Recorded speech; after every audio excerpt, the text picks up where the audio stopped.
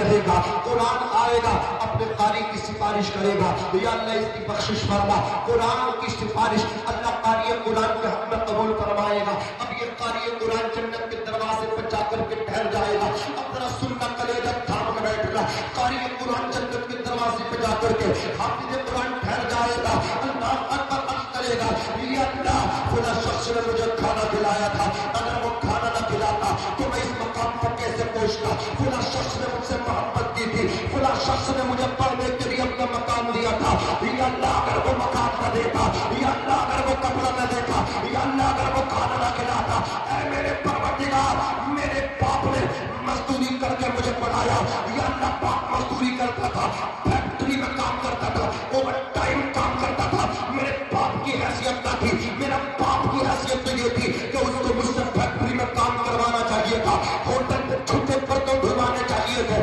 بس کا کنڈکٹر بنوانا چاہیے تھا، یا اللہ میرے باپ نے وہ کام کیا ہے جو میری بستی کے چودھری نہ کر سکے، زمیندار نہ کر سکے، سرمایہ دار نہ کر سکے، رکشہ چلا کے مجھے پڑھایا، اوپر ڈرائیور بن کے مجھے پڑھایا، مزدوری کر کے مجھے پڑھایا، یا اللہ میرا باپ تھا، میں تو مدرسے کی ٹوٹی چٹائی پر تیرا کلام پڑھتا تھا، استاد پڑھاتے تھے، لیکن میرا باپ طوفانوں میں کام کرتا تھا، آندھیوں میں کام کرتا تھا، یا اللہ بارش آتی تھی بھیگتا ہوا کام کرتا تھا، یا اللہ جمعے کے دن میری چھٹی ہوتی تھی، یا اللہ لیکن میرے باپ کی کبھی چھٹی نہ ہوئی، میرے باپ نے پروردگار مجھے پڑھایا، مجھے لکھایا، پروردگار بارش میں بھیگ کر کے پڑھایا، طوفانوں سے ٹکرا کر کے پڑھایا، آندھیوں سے ٹکرا کر کے پڑھایا، سردی کرنے کی پرواہ کیے مجھے پڑھایا، لیکن لا کر کے مجھے پیسہ دیا، میرا خرچہ اٹھایا، کپڑا دیا، پیسہ دیا، یا اللہ میرے باپ کی بخشش و مغفرت فرما، عزیزان ملت اسلامیہ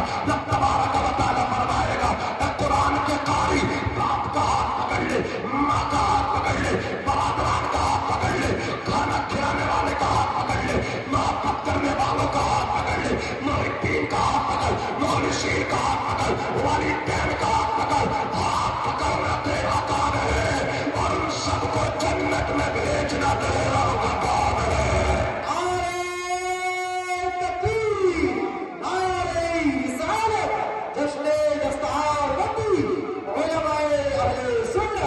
علامہ ناظم